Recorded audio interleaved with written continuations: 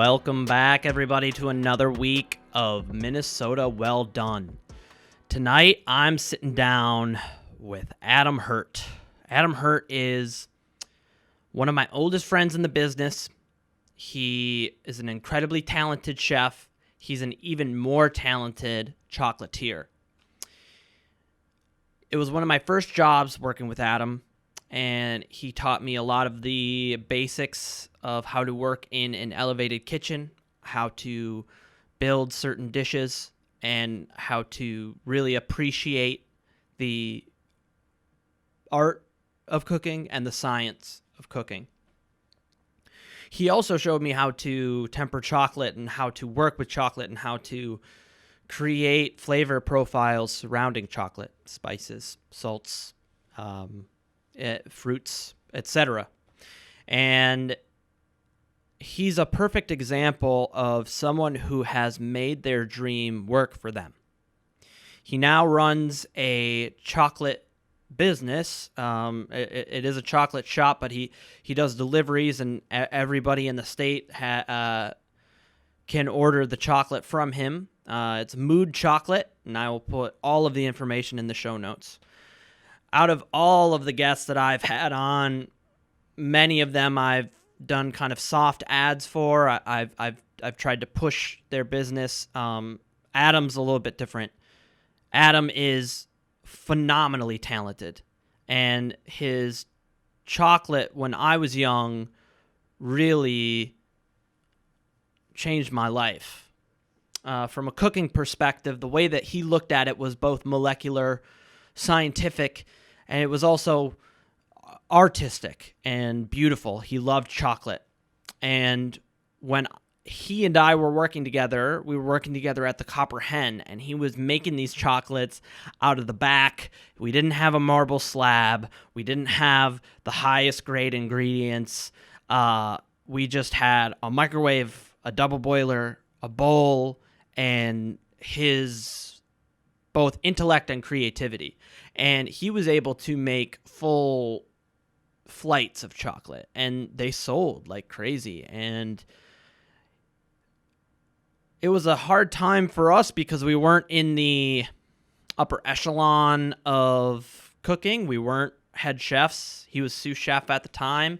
We weren't making a lot of money, and we didn't know, what our career was really going to hold for us. We were living paycheck to paycheck, and he has been able to make this business work, and I'm inspired by it, proud of it, and I'm so excited to show everybody here in Minnesota, but everybody here on the show, kind of the inner workings of how the chocolate world works, and just showcase this dude's talent and personality. That's really all that I have to say about an introduction for this dude. He's a super cool dude, and I hope you guys enjoy the show. Thanks. Dude, what's up, man? Hey, how's it going? It's good to finally see you. It's been a while. Yeah, it has been a while. So yeah, just doing my chocolate thing and my wine dinners and being a dad. Yeah. That's crazy, man. I've known you probably 6 years now? 7 years? 7, yeah. Yeah. Wow. So what let's get into the dinners a little bit. You want to talk about your wine dinners a little bit? Yeah. Yeah, absolutely. So once COVID hit, well, okay, first of all, I guess backtrack a little. My chocolate company is a small chocolate company, and I'm partnered with a local coffee shop. Okay. The coffee shop has recently expanded. There's now 4, and 2 of them have a full bar. So we had access to a liquor license, right? Okay. Well, once COVID hit here in Nebraska, they allowed us to repackage and sell off-sale drinks. Oh, wow. So we have one of those big wine pouring machines that opens the bottle with argon. You know what I mean? Yeah, I know what you're talking about. Exactly. Yeah. Okay. So we have one of those, and we've been repackaging this wine in like little Capri Sun containers. Okay. like for grown-ups. And so we recreate. I should have brought a wine. Anyway, we recreate the wine label and put it on each bag. And because we're able to repackage it like this, we pair it for a couple. So each couple gets 5 different wines to try. So they get 5 different 6-ounce pours. So each person gets 3 ounces of wine. Yeah. And they get to try 5 different wines, which I pair with a different course. I think what makes our pairings work a little better. Sorry about moving the camera so much. No, you're good. We start with the wine. A lot of chefs will create a fabulous dish and then look for a wine to pair with it, right? Yeah. We start with tasting the wine and just look at what flavors we can bring out in the wine itself. So we do it a little differently. But we've done, I wish I had the numbers. I think close to 10,000 of these bags, and they're 5-course meals for couples. Close to 10,000 of these kits since COVID started. And we're doing lots of private ones for charity and for company, like corporate parties. So they've been massively successful. It's been cool. I know other people are doing similar things. But I think ours are unique in the way we get to repackage the wine. It's really handy. So instead of committing, really to open 5 different bottles of wine, that's hundreds of dollars, right? Right. Instead of committing that much, we're able to do it at around a $50 price point. Wow. Yeah. That's cool, has man. been really good. Because of the machine? Because of the pouring machine? Yeah, because of the pouring machine, and we're not losing any wine. That's awesome, dude. Yeah. That's super cool. So is that the first time that you've been like cooking from like a kitchen since you got back? No, I was at a country club here in town, here in Lincoln, Nebraska. Okay. I worked at the country club, and that's kind of where my chocolate company blossomed from. Okay. The country club was really supportive. They're fantastic people. And I started making my chocolates in the back, just like I did at the Copper Hen. Yeah. It took off. I kept getting orders from members and stuff. So that's kind of where I started from. What happened was, we have here in Lincoln, Nebraska, we have the Chocolate Lovers Fantasy Show every year. Okay. Which is like a competition for local chefs using chocolate as an ingredient. So the first year I participated in that, I won, and was approached by all these orders I couldn't fulfill, right? Yeah. Because I was just working in the back of the country club. Yeah. So that's how I ended up partnering with this coffee shop. The Mill, got to plug them. We have a website, and that's one of the best places you can get access to all my chocolates. And they have fantastic coffee. If you, small, not local for you, but locally owned business, Yeah.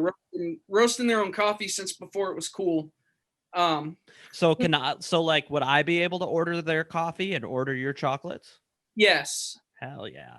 That's what's up. Okay, And so also, I'll make sure to get all of that information, and we'll put everything in the show notes, man, for sure. Awesome. Yeah. Awesome. Yeah. So it started, like, you started getting so many orders that you couldn't handle. So take it from there. What happened next? Well, so I approached Dan and Tamara, who own the Mill. They I had met them previously at the Chocolate Lovers Fantasy Show, and they were one of the customers. They had asked me, how can we get your chocolate? And they were too big a name in town for me to, like half-ass it. So I said, I can't get you anything right now, but help me. If you partnered with me, we could do it together. And they were really receptive. They're really into fostering talent and in their staff. They take good care of their people. So I was lucky enough that they were receptive to that, because I kind of felt crazy, because I was like, I didn't know them that well. Yeah. And I was like, yeah, if you invest this money and buy me this machine and this chocolate and that, then you can have my chocolate. That's badass, though. I mean, you made the move, and they responded. Yeah, it says a lot about your chocolate. Yeah, it was fantastic. So we've expanded to doing bars and barks and bonbons. So Okay. for now, we just focus on those three things. And the bars and the bark, specifically the bars, have sold a lot more than I anticipated. Because with a chocolate bar, I mean, you're technically competing with a Hershey bar, right? Yeah. And Hershey's can give you a big bar for 99 cents. I can't do that. Right. My big bar is $5 or $6, Right. Um, so I was really happy with the way sales have moved with the bars, and we do a few unique things. I'll get you some samples sent. I can't believe I haven't done that ever. We Yeah, ship, it is what it so is. I'll get you some stuff shipped. Awesome, man. Yeah, and I'll throw up like a special episode on the Patreon and stuff of tasting your chocolate. Um, I'm kind of curious about, like, what's the difference between your bar of chocolate and a Hershey's bar of chocolate? Okay, so the difference would be the ingredients of the chocolate itself. So Okay. I don't actually process cocoa beans. I don't Right. do that. I get my chocolate from Guittard. Okay. Guittard is a fantastic company, but they're producing a really quality product. So it's got a higher actual chocolate content. Yeah. For a while, and I don't think it's true anymore, but for a while, Hershey's wasn't even using cocoa butter. So that's, it's like, is it chocolate? But It's probably just corn, man. right. It's easy to tell because if you pull a Hershey bar out of the package, and hey, there's nothing wrong with Hershey bar. Right. We all cheap candy sometimes, but it's kind of dull, and you can feel when you touch it, you can feel it on your fingers. Yep. Whereas with my chocolate, it's been really well tempered, so hopefully by the time you get it, it's not going to melt when you touch it, and it's going to snap. It makes a real pretty snap, and that's how you tell something's tempered, is just by how much it snaps and whether it's shiny or dull. Wow, that's really cool. So, you've taught me a little bit about chocolate. In fact, I've like used the techniques that you've taught me in other places. Nice. But I think people at home, they have no idea what it's all about, Yeah. and that's what this show is about. So let's get into like the chocolate making process a little bit. And I also, now you have the equipment, right? So we're not in the back of the copperhead trying to sneak, Yeah, with a microwave and yeah and a double boiler. Yeah. yeah. Uh, So explain like the process of tempering, because people love that. They dig it. I dig it. Yeah, no, it's fantastic. So tempering, you got to think about it. I always compare it to steel or glass because those are also get tempered. Yeah. What you're doing is you're bringing something through a temperature cycle, and with chocolate specifically, it's to get the fat molecules into the right formation. So you're looking for a beta 6 crystal formation, not to get too technical. No, dude, go for it. Yeah. So that means that the bonds are close together and crystallized. So they're all forming a neat pattern, on a molecular level. Yeah. Where if you've got, that's what you're looking for. Okay. In order to get there, there's a few temperatures you have to reach. The chocolate, the mass of chocolate, say you've got 10 pounds of chocolate. You're going to take about 7 pounds of it and you're going to melt it down. And you want this mass of chocolate I'm sorry, we shouldn't do 10 pounds. Let's think of this if you were going to do it at home. Yeah. Yeah. So say you've got a pound of chocolate. Okay. You're going to take about 2/3 of it and you're just going to melt it. And you can do this either in the microwave very carefully because chocolate burns very quickly. Yeah. So you can do it in the microwave about 10 seconds at a time, which sounds brutal, and it is, but that's the only way to do it. Or you can do it over a double boiler. So get your pot of water, get your metal bowl or glass bowl, and melt it that way. And you're looking to get the mass of chocolate up to 120 degrees. If you're at 120 degrees, that means that all the fat crystal bonds are broken. So right now you're looking at a liquid, and on a molecular level, it's like that. Yeah. What you want to do from there, if you're doing this at home, the easiest way to do it would be by seeding, which means you take an already tempered chocolate, and any chocolate you buy in the store will be tempered. Yeah. You slowly cool down the mass of chocolate by stirring that in little by little. The magic number here you're looking for is 95. So you want to stir the chocolate till it gets down to 95 degrees. Once you're at 95 degrees, you've got the ability to now accept temper. So if you get it down to 95 degrees, now you need to add back your 1/3 of the seed chocolate and slowly stir it in. You're looking to break down, obviously, all the big chunks because you want a smooth chocolate. And once now you're looking to bring it through a curve. So it's at 95, which means it's accepting temper. Now you want to bring it to a curve. So you want the chocolate to go down to about 86 degrees and then back up to about 90 degrees. Okay. And all these temperatures can vary a little bit based on your chocolate blend itself. Yeah. Each chocolate is a little different, and it's a little different with milk and white. They're about 10 degrees different, but these are just general temperatures. Yeah. Once you brought it back up to 90, then it should be tempered. The way to test this would be to take a little bit aside, maybe on a piece of parchment paper or whatever you have that you can get a little bit of chocolate, set it aside. You're going to let it cool. This is a good time to take a little break because tempering chocolate's stressful. Yeah. Yeah. So let it and cool. Intense. You're there on top of it the whole time. Yeah. Yeah. Yeah. So you wait for your test strip to set. At that point, you're looking for it to be shiny and snappy. You can tell kind of by how fast it's setting up, but that takes a lot of experience. So I'd say you can set it in the fridge for a second to test it. Yeah. But honestly, the test strip's less reliable once it's been in the fridge. Okay. And more likely to get soggy or to appear tempered when it's not quite right. So just being patient and making sure it's tempered before you work with it is very important, because once you mold it into something, it's molded. You're right. done. Right. If it's not tempered, then your mold's dirty and everything's ruined. Yeah. It's all set up at that point. Like you can't. There's nothing else to do to it. Right. You know, you got to let it do its magic, and that's really where a lot of the artistry comes from it. Yeah. Yeah. So tempering chocolate sounds really complicated. Kind of is, but it's one of those things that's like easy to learn, hard to master. Like you shouldn't be scared to try it at home. You can do it. And I would say it's easier.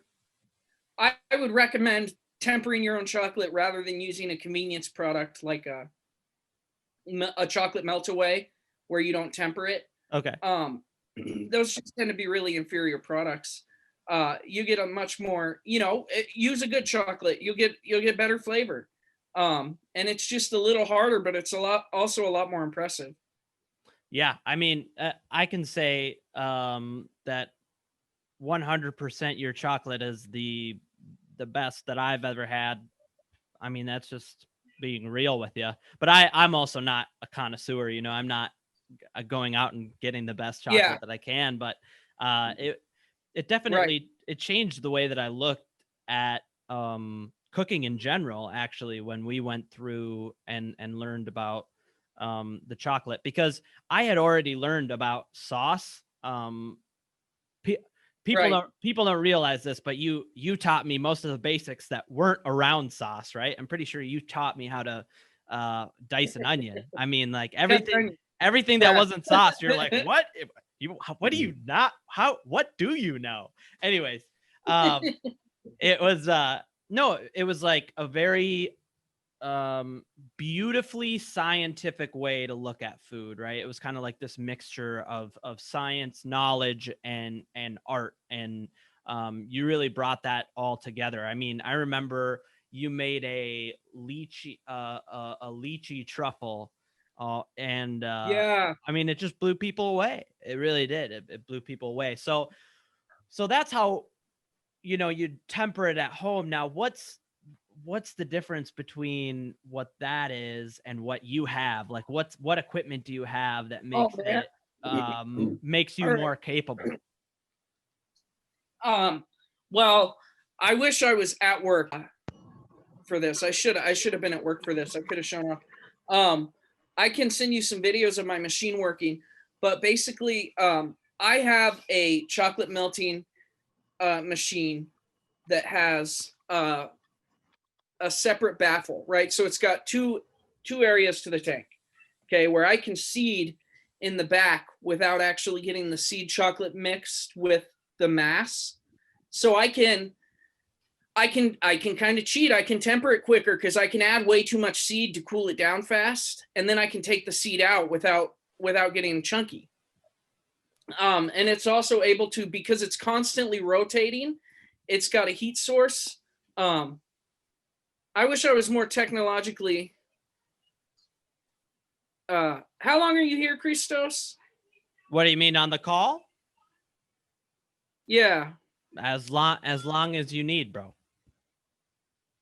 Well, I was gonna say I could, if you give me 20 minutes, I could pop downtown and show you my machine working because I have to work tonight.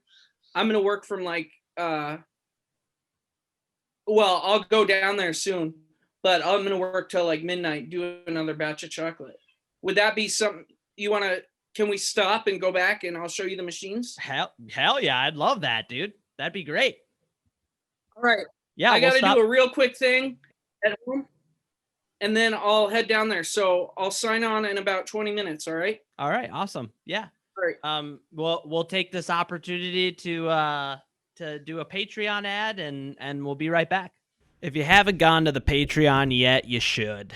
www.patreon.com/Minnesota Well Done has special episodes. Right now I have the Farm Series 2 up there. You can get access to merch like mugs, as well as our 3-ring binder that we're doing.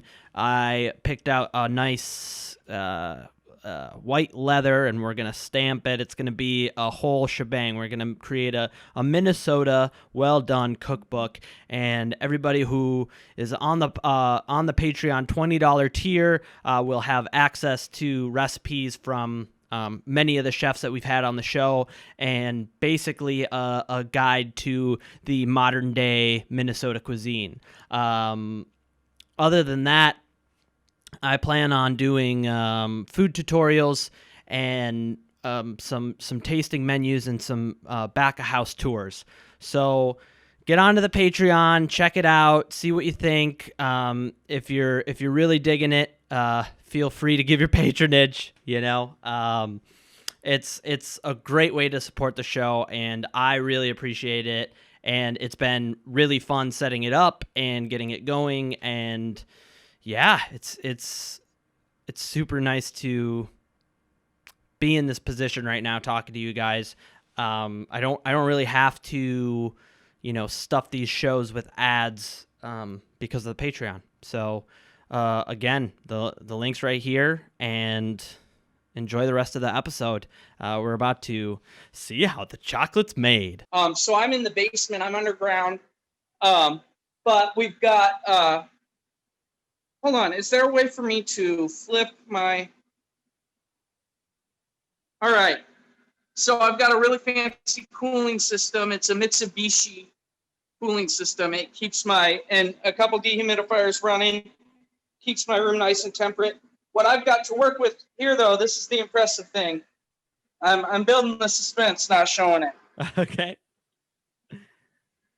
Oh, here's my chocolate machine. So what we have here is a semi-automatic chocolate temperer. You see how it goes? It's constantly mixing, which is what you're really looking for.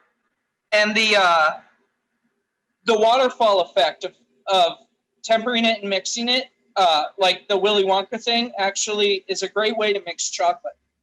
Okay. So how you temper on this machine is over here. You have your temperature, what you're trying to reach. So right now it's at 95. It's trying to reach 108. And this machine, 108, is kind of my magic 120. Once it hits 108, it's all broken down. Okay. Back here we have an empty reservoir. Once this chocolate is hot enough, I will add some seed to it and start in that empty reservoir seeding it. The big exciting thing to happen to Mood Chocolate is that we got a second machine. Oh, wow. So now I've got two right now. What's running in here is matcha white chocolate. Matcha white chocolate, huh? Yeah. So we just finished the bars today. They've got our logo on them. Dude. So yeah, so awesome. right now I run the mill bars because the mill is my coffee shop, you know. Yeah. But I also have my other brand. I'm sorry, let me see if I even have any, where it's just the Mood Chocolate bar. Wow. And that's for off sale stuff. One of the things here, right here, is what I really wanted to talk about. I don't know if you can even read the label, but it's beef jerky smoked salt chocolate bark. Wow. This is one of our award-winning products. So I don't know if you remember or if they did that, but in middle school where I'm from, these boys would chew jerky like tobacco, right? Yeah, yeah. 10 all shredded. So basically what I'm doing is I'm shredding the jerky like that in a Roboku, and I shred it as fine as I can get it, and then I dust the chocolate with it. Because bacon and chocolate is so passe. Yeah. You know? Yeah. Beef jerky and chocolate, that's what's coming next. I love that. I love that. You heard it here first on Minnesota Well Done.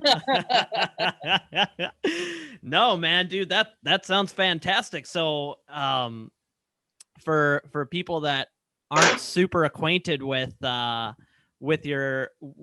flavor profiles, explain like the saltiness and the play off of chocolate.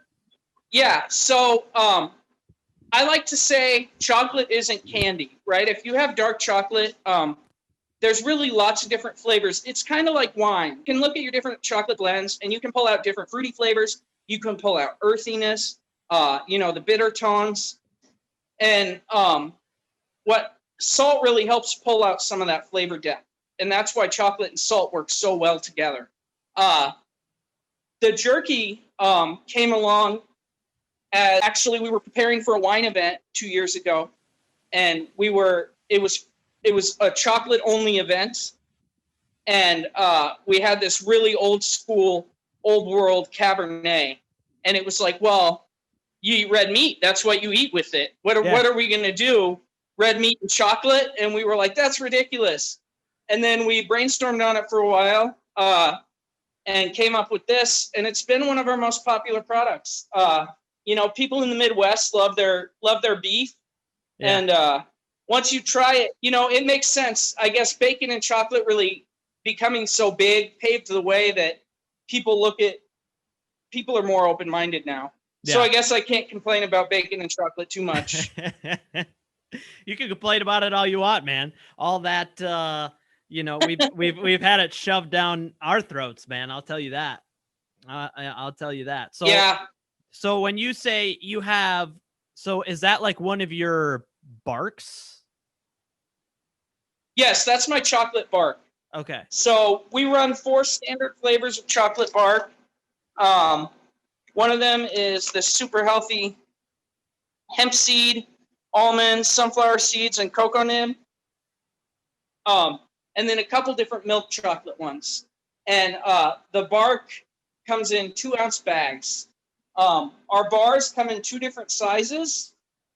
Let me see if I can grab 2 sizes. My shelf's a little bare. I'm in trouble. I got a lot of inventory to make up. So I do again, the camera's not flipped over. All right, so I do a 1 ounce and a 2.75 ounce chocolate bar. Oh man, dude, you have to send me these. I will. I'll send you some chocolate for sure. All right. What I have out right now for bonbons is candy corn caramel, Oh my and God. pumpkin. The candy corn's about to switch this week to a cranberry pave. And then just salted caramel. Wow. Yeah, and this is my cooling rack. So I've got some matcha bars cooling there, some salted dark cooling. Yeah, that's pretty much all there is to it. The cooling factor and the machines are a big help. I have an Alto Sham. You know what that is. Yep. Well, I hold it at about 100 degrees to keep my chocolate melted all the time. Oh, wow. But that's super pretty much cool. all there is to it. This is all my space. And back here I have some storage and some packaging space. But that's about it. If we come out the door, we have our brand new kitchen the mill just built us down here. Oh, my goodness. So this is where the savory stuff goes on. This is where I'll pack all my wine dinners and stuff. Back here we have the bakery. As you can see, we have a couple different large mixers. Our baker does a tremendous job and does a lot of work out of here. Yeah, so we built this new kitchen, and then the kitchen was finished in March, which is when COVID hit. Yeah. So we were like, what are we going to do with this brand new kitchen? And that's where the wine dinners came from. And we usually give chocolate away with the wine dinners. So selling all those wine dinners has helped sell chocolates too. Yeah. So it's been a win-win. I have a question about the dinners. Did you say you sell chocolate with the dinners, right? Like there's chocolate. Yeah, like they'll get a 2-piece chocolate usually. They'll either get a bonbon or a little bar to try with each dinner. Okay. Now, can you explain to me what exactly, like, what defines a bonbon? Is a bonbon filled with something? Like, is it tempered chocolate filled with something else? Yes. Okay. So you might hear truffle used pretty loosely. Oftentimes when people say truffle, though, they mean a fresh ganache, where you roll it in something. What I do are shelled pieces with a filling. So, Okay. they're gooey inside. Okay. Yeah. I love that. Can we talk a little bit about, I want to, in the intro, I talked to you about you a little bit, like you kind of are doing what you've always wanted to do. Yeah. Is that true? It is true. I've been really blessed and lucky, especially in a small city where I live, like Lincoln. I always wanted to be a chef, and that was great. But restaurants are so hard to have a family and work in a restaurant. Yeah. So restaurants are a love-hate relationship. And I got really into chocolate. I trained at, I don't know if I'm allowed to say. Yeah, you're definitely allowed to say. Okay. I trained at BT McElrath Chocolatier in Minneapolis. I worked there for about 5 years, back when Brian McElrath owned the company. And I worked under a fantastic chef there. And really, they taught me everything I know. They were fantastic mentors. And luckily, when I came to Lincoln, there wasn't a lot of competition for chocolate. There's other chocolatiers, but they do different things, and they're fantastic women. But we go after different markets. Yeah. And there's a large candy company about half an hour outside of town, but they do what I would call a gourmet Tootsie Roll, and that's all they do.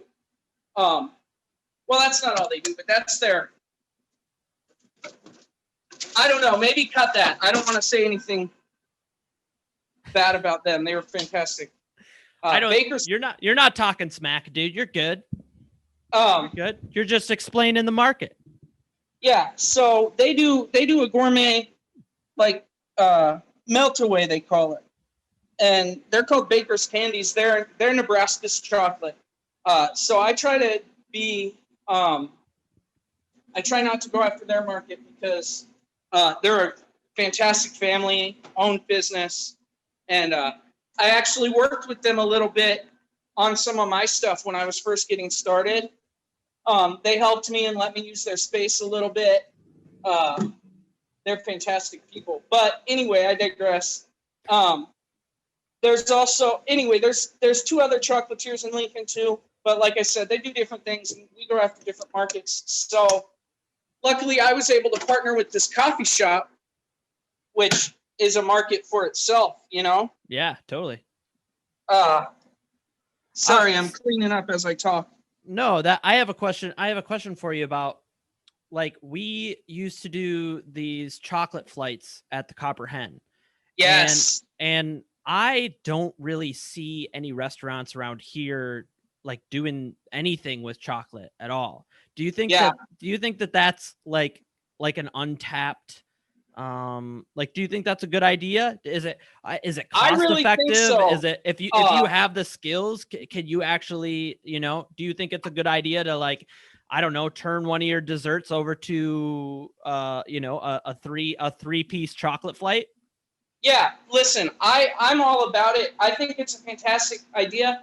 And when we did them, they sold. Yeah. The people don't do it because it's difficult and it's time consuming.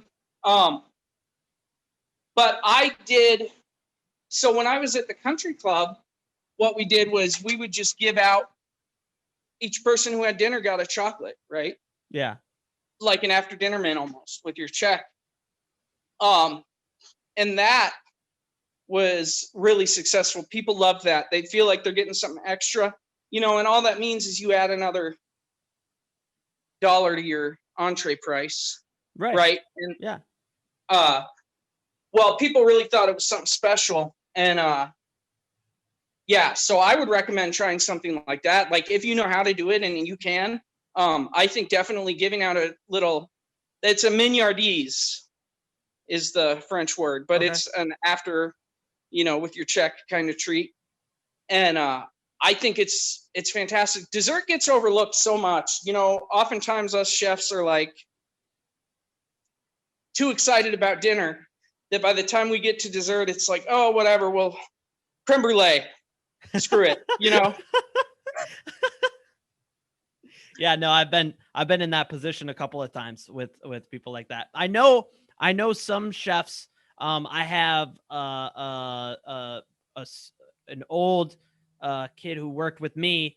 We kind of like, he wanted to take over the dessert menu, and he did amazing things. He made like I'm just gonna butcher anything that he made, but I mean, he really turned it around. He made new versions of, like, with classical French techniques, and then added some, some Spanish influence in there. And then I helped him out with some of the gastronomy. So, we did like auger set gels with it and stuff like that. Nice. And to be honest with you, it elevated the whole menu. Like, without that, it wouldn't, like, I focused on heavy elevation on the rest of the menu, and it would have been like, okay, and now here's a lava cake from right, US absolutely. Foods, like, come on, dude. That happens a lot, and it's actually been since, I think, the Great Recession. Dessert really went down. People's average ticket prices went down. They weren't ordering as much dessert, which means restaurants stopped focusing on it, which means pastry chefs got paid less, which means there were less pastry chefs. It just goes on and on. But I think we're due for a comeback for desserts, for sure. We see a lot of new chocolate sales. People are depressed. They look for desserts for comfort. Yeah. Well, and to be honest with you, and this isn't to hate on any part of any of the industry, because I'm having people on who are bakers, chefs, front of house, whatever. But I find that chocolate is a much healthier way to finish your meal off, especially you have one of those small bars, and it's you've seasoned it, so you still get these spectacular flavor profiles, but it's not chock full of simple carbs and heavy cream and white 00 flour, and you know what I mean? Yeah. Like, I think that it's it's I'm not going to praise your chocolate for being the fountain of youth. I'm just saying I think it's a better alternative, especially if you're trying to watch your figure or whatever. Yeah, well, we do know that dark chocolate's healthy. We also know that letting a piece of dark chocolate melt in your mouth releases more endorphins than kissing somebody. So, you can make out or you can have a piece of chocolate. Less time consuming. Yeah. Easier to do. Oh man. So I want to talk a little bit about your move from Minnesota and your move from being a chef to being a chocolatier, because I think right now I call it restaurant adjacent. I say it all the time on the show. People are probably already sick of me saying it. But I found a way to love food and to work around food. And this is specifically around COVID. Right. But I feel like where we were at and where the economic state of cooks at that time was not good. We were fucking pirates, man. We were absolutely pirates. It's are we going to have enough money to get to work? You know what I'm saying? And so I want this show to be kind of well, these are other options for you, right? So we've talked about how we can kind of work chocolate into a restaurant. So if you want to stay in a restaurant and it's working for you, there you go, man. This is knowledge that I think will elevate anybody's career, right? You come in there and you're like, here's my bonbon. I'd be like, I'll shell out dough for that, boy. But also it's learning this is a skill that is parallel to cooking, right? It's Absolutely. It's like when you talk about the crystalline formation of the chocolate, it's I think this is part of the reason that we hit it off when I first met you, was we saw the beauty. For instance, the difference between lamb and beef is the different amount and different branch chain fatty amino acids that are in the lamb, right? So it's learning about those spectacularly small but spectacularly important differences, I think is something that translates to chocolate. And I don't know, man, do you miss cooking? I mean, obviously you're doing the wine dinners, but do you still get your cooking fix from this? I do with the wine dinners. I have been, because I get to make we don't do them weekly anymore, but we were doing them weekly when COVID first hit. So it's a different menu every week. Now it's different food every 2 weeks. I get to cook a lot of good food and a lot of my own food. So it's been really great. I miss the line though. I mean, don't we all? Yeah. In the line where we all want to be. Yeah. But like you said, it's a rough lifestyle. Yeah. So I guess my move started really slowly with my progression from, I was working at the country club and I was the sous chef. I stepped down from that and stayed there part-time while I explored a couple pastry chef opportunities, because I knew I wanted to get off the line for the sake of having a family. Yeah. So the pastry chef gigs just didn't really work for me. It wasn't a good fit. And I really wanted to explore my chocolate more. I got really lucky with my opportunity, but I guess advice I'd give, if you're a young chef and you're looking at other options, just find one thing. If you find one thing that makes you, it doesn't have to be chocolate. It could be like D-Spot, right? Oh no, we got the best chicken wings. It could be it could be anything. If you find one thing that you excel at, you just have to kind of brand yourself. You can be the chocolate guy. You can be the, and it's, that's my advice. Just try to brand yourself a little. Find something that makes you different, and then use it as much as you can. Yeah. I love that. honestly, man, this has been a great episode. I'm happy we got the tour out of you. I got to see all your chocolate. We touched on, I think, some really important things, especially now with COVID. Like, those are some of the most important things, like, because I know a lot of people who just don't have jobs now. Right. It's like, it's not like they can't cook, like they don't want to cook anymore. It's like they don't have jobs, and there are. I think it's important for people to realize that these kinds of things, that kind of advice, is more necessary now than it ever has been. Yeah, I mean, this has been really bad on the restaurant industry. I feel for all my restaurant worker friends. Even on our server side, they're not getting tipped as much. They're working harder to go orders. But luckily, a lot of small businesses are still surviving. It's sad that they don't all get to. Yeah. Like, I don't know what to say on that, but just trying to find a way to keep going.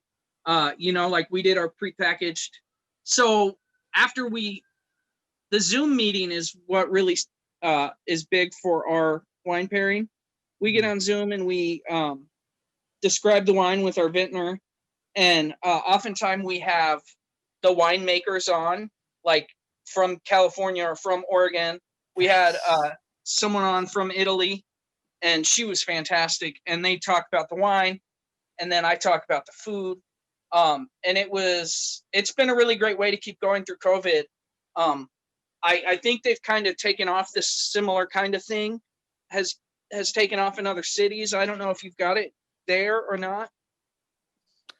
We have all kinds of stuff going on right now. I mean, the more that I dive into it and the more chefs I talk to, there's all kinds of different programs. And I mean, the cities are kind of popping for that kind of stuff. I'm excited that you have a show now. I have a show idea that I've always wanted to do. I was going to pitch it to Netflix. And it was going to be, I guess, kind of like what you're doing, a talk show for chefs. But what I wanted to do, my elevator pitch is that it's going to be like Hell's Kitchen meets The View. So, and it's going to be called Getting Drunk Behind a Dumpster. So I want to go like work a shift with different chefs doing whatever it is they do. Yeah. And then, crack a beer open after shift and sit on milk crates and talk about it. Yeah. And just get the authentic feel. I love that. I mean, that's definitely what I'm trying to do with the show, is have that kind of feel, obviously I'm like 4 years sober from everything. So but people who I've worked with tell me that some of the episodes are like sitting down after work and having your, family meal and your, shift beer. So it's like that. And that's definitely what I'm trying to do. Now, the show has kind of like, I don't know, it's taken its own, I own everything, right? Like I control everything. So the show can go wherever it wants to go. And it's like I'm having this soil scientist on in a couple weeks. Cool. I mean, that's what I'm going back to school for, is microbiology and like the microbiome of the soil. Yeah. And so like I went out to this farm tasting. I talked to the farmer there, and she did the native grass planting and she has the, she does selective breeding of Mangalitsa pork, and she's got, and so I had her on, and then from there, it's like I had certain chefs on that are more restorative agriculture, and then I had, and like I said, I want to have bakers on, I want to have front of house people on. It's kind of like everybody eats, right? I want it to be a show for everybody, but with, like you said, where it's like it's The View mixed with Hell's Kitchen, where it's like there is always that, flair of like, we're still chefs, right? That's fantastic. So you had Chad on, right? I did have Chad on. I had him on Zoom because he's down in Indiana. He's Yeah, he's off and on cooking and doing butchery and all kinds of stuff. Yeah. I saw his update a week or two ago that he got another new job. Yeah. And he was really happy with it. So good for him. Yeah. I'm happy for him, man. He seems real happy now that he's down in Indiana, you know. Yeah. It's that's what worked for me, man. I had to get back to my family. Yeah. And that's what got me to. I didn't want to touch on this too much, but I really cleaned up my life getting back with my family. Yeah. And I think it's important. A lot of us overlook that, and it's easy to overlook it as a chef because you're missing every family event. Yeah. And so it's easy to grow apart and yeah. Yeah.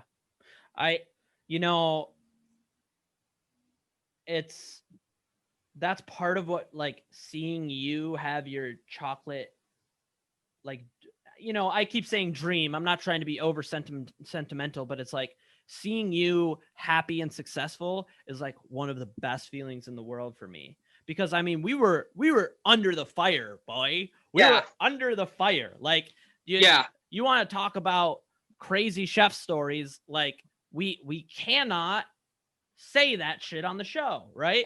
Right. Like, we were out there. We were wild, and now we're doing amazing shit. I think that it's like looking at your chocolates, like the way that they were formed and like the branding on them, and like, like, dude, I got fucking mugs, bro. Yeah.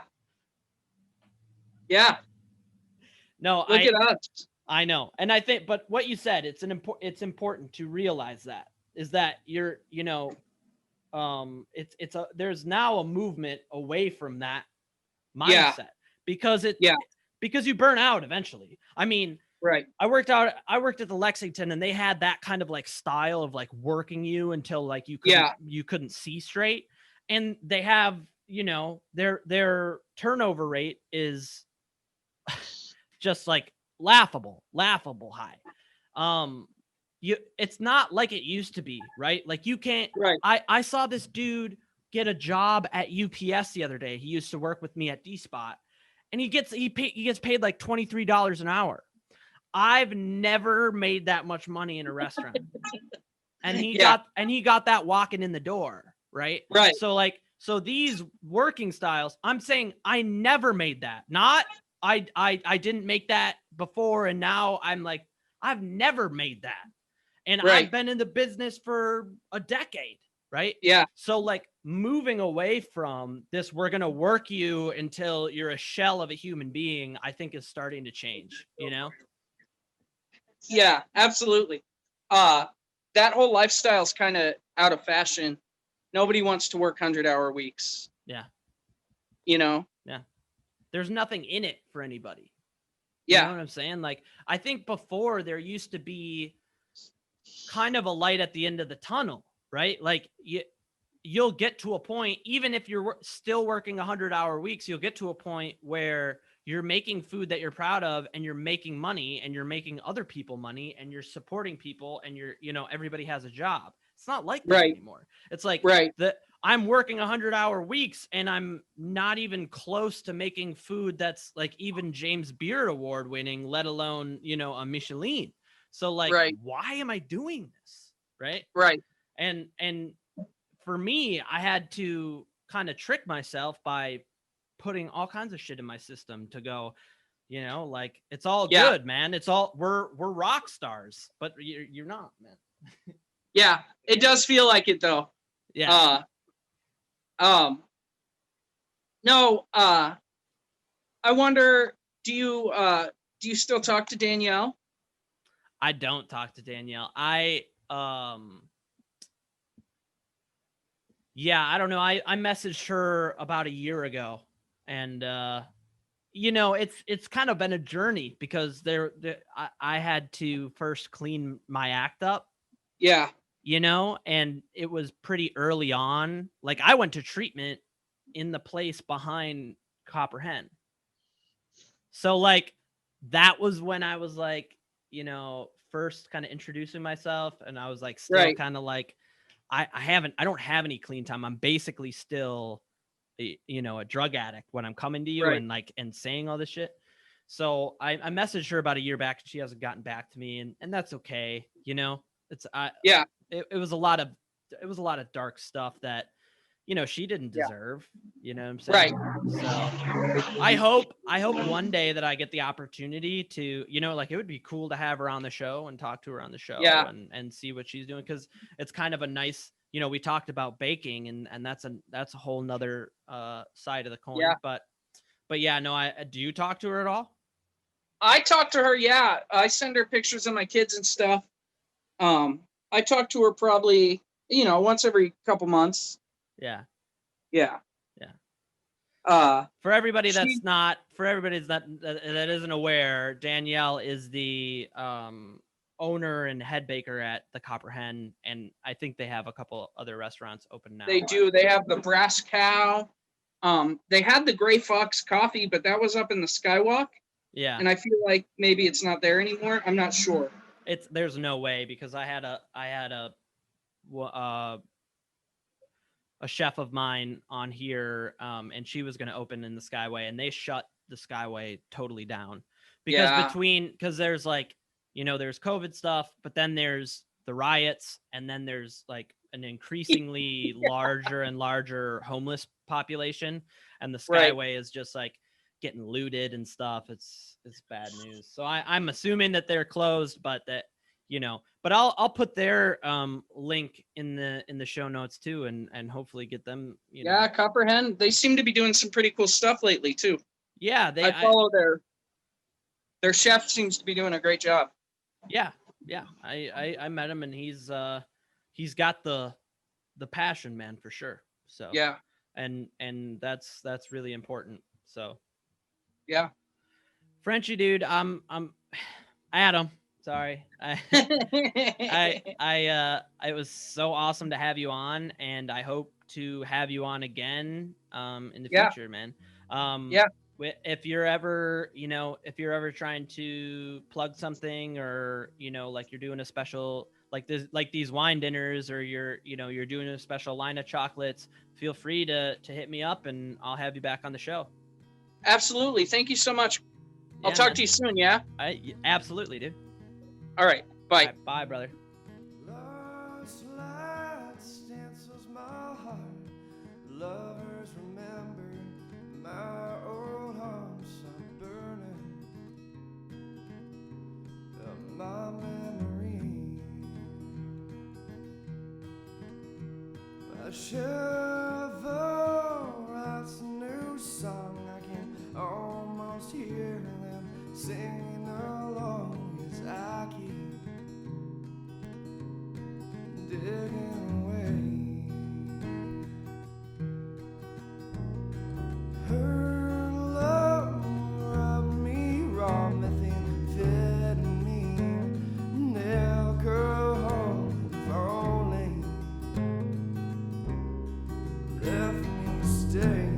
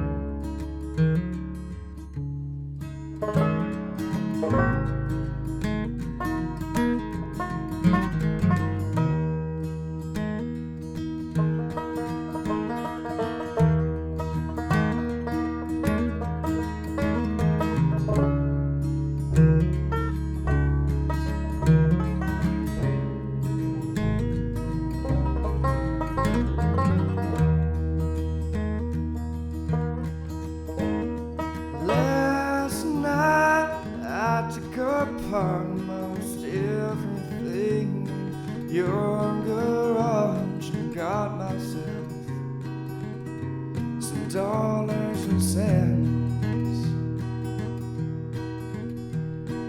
Taking off to St. Paul, and I will surely spend it all on Hope Street, the last house on the block.